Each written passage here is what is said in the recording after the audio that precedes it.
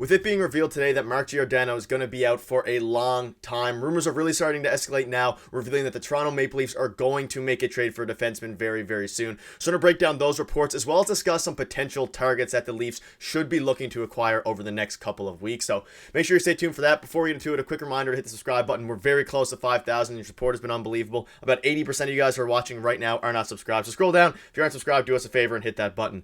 All right, Darius, we have some stuff to get into today, revolving around trades because it's that time of year. Only because the Maple Leafs blue line has been so beat up. You can see on the screen now, Sheldon Keefe says Mark Giordano has a broken finger and is week to week. So not day to day, not less than that. It is week to week. He's going to be out for a while. We've already seen the Timothy Liljegren injury. An update involving him. He's still progressing, but he's not going to be anytime soon returning to the Toronto Maple Leafs. So we're going to go over some targets. Before we get into that, what are your quick thoughts on this update from Mark Giordano? I think it just emphasizes the fact that Brad Treliving needs to make a trade now, even if it means slightly overpaying. It seems probably what's going to end up happening. I don't want to see them lose more games because of this blue line. Well, the fact that it's a broken finger is good news. I think it could have been a lot worse. It could have been out longer, but I think now you're looking at life without Giordano until at least January, 1st, until the new year. So that's a big deal. And like you said, we've been talking about it for the last couple of videos in a row. Mark Giordano, something was going to happen to him playing this much at his age.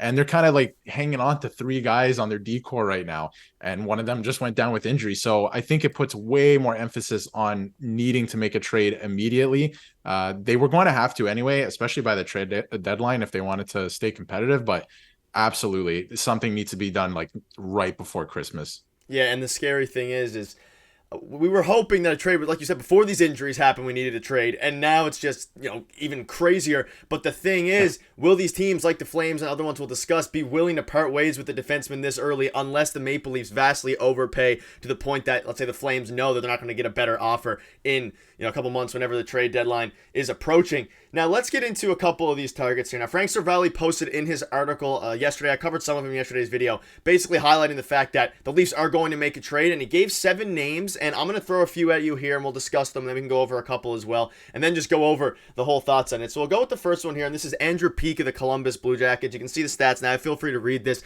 as Darius speaks about it a little bit. He's 25, shoots right-handed, and under contract from 2025 to 2026. What do you like about this guy? What do you think it would mainly take to get some of these guys? I think the package is kind of hard to predict at this point, especially because of all these, depending whether the UFAs or not. What are your thoughts on Andrew Peeke of the Blue Jackets, who have struggled a bit this year and been caught up in a lot of rumor reels, specifically regarding Laine? Yeah, there's a lot of moving parts, like you said. We can't get caught up on what the package will include and all that stuff. But if you look at the player himself, nothing flashy, but he's a big guy. He's 6'3", 215 pounds, I think. 1 point in 4 games, I believe, so far this year with the Columbus Blue Jackets. Disappointing team, and he's not looked upon to score anyway, and you're not going to bring him in to score on the Leafs anyway. So I think that's an interesting thing to look at. I think he would be a really good addition. He's still very young. He's signed for another 2 years, so it could be like a Jake McCabe thing from last year, where you acquire a guy, maybe some retained salary in there as well, and you get to hang on to him for another 2 years as well. So I think that's I don't know. I'm liking that pick a lot because there's low risk, I feel like, just for the role he's going to play with the Leafs. I think it could be a good fit. Yeah, and Cervalli basically mentions the exact same thing you just said. It would be a very, very good fit. The cap is not a worry with him, even if the Jackets don't retain any salary. And according to their GM in Columbus, he's pretty expendable. So I think that would be a guy that could work very, very well. Now, we'll quickly touch on Chris Tanev and Nikita Zadorov situation here before we get into quick all other ones. But I think Chris Tanev and Nikita Zadorov is what most Leafs fans have been clamoring for Brad Treliving to make the trade. It would make sense, especially if John Klingberg goes down with surgery. Look, it's looking more and more likely. The salaries work very, very well together. They're both solid, mainly focused on the defensive end of things, which is exactly what we need, the polar opposite of John Klingberg. Do you think that Nikita Zadorov and Chris Tanev, it seems like it's the most likely out of the bunch of players we're discussing today, and a lot of these reports are saying that they're trying to go for him, and there's another report which I'll show you later, but Chris Tanev, Nikita Zadorov, I think this might be the way forward for the Maple Leafs. The question is, will the Flames want to trade him before that deadline? I think that's just it. Will the Flames want to trade them, period? I think they do. Sorry, let me go back on that. I think they want to get rid of them. I'm just not sure it's to the Leafs. I think they kind of have something against the Leafs right now. Maybe it has something to do with their, former GM being the GM of the Leafs. But I don't know. It looks to me like it's being held up on the Calgary end.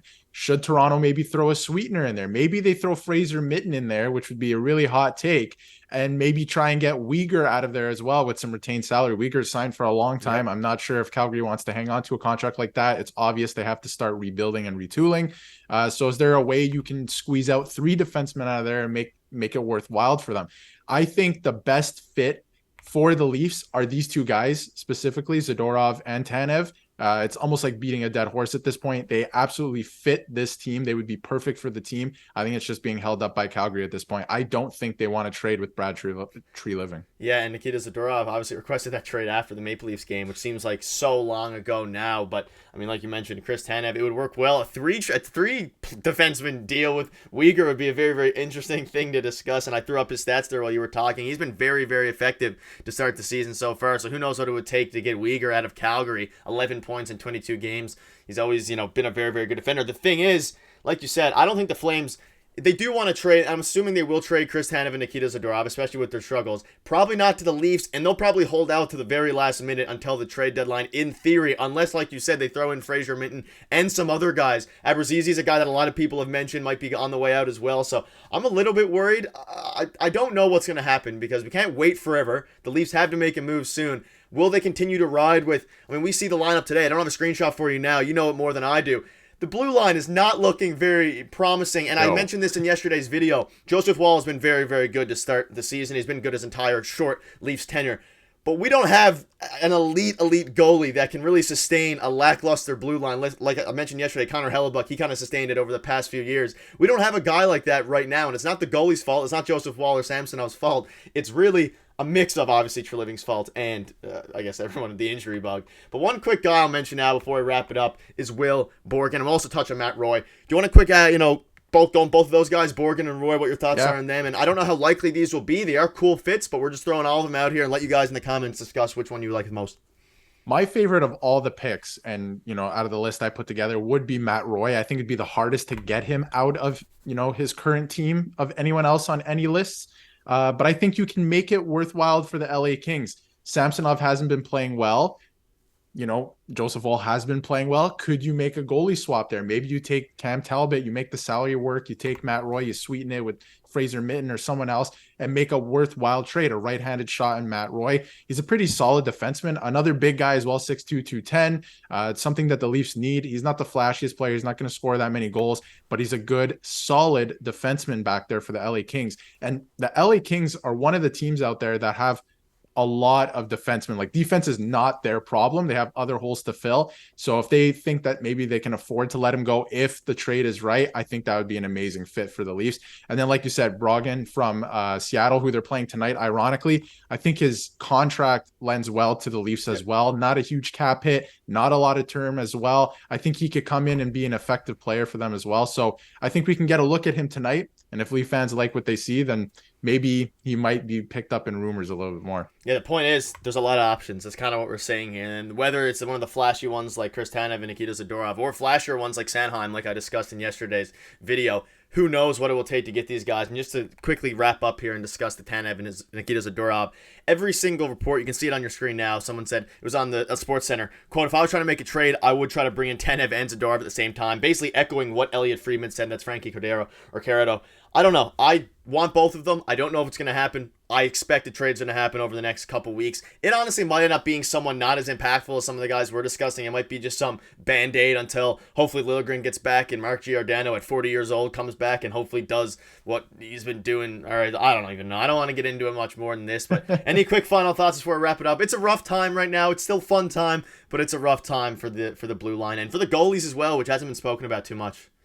Yeah, and I don't know if it's solely on the goalies. Like you said, it's a lot of the defense's fault, and they just don't have the personnel. They got out of it last year. They had the same situation earlier in the season last year, and they got out of it using Marlies. But this year, it just doesn't look like it's going the same way. They're going to have to make a trade. Yeah.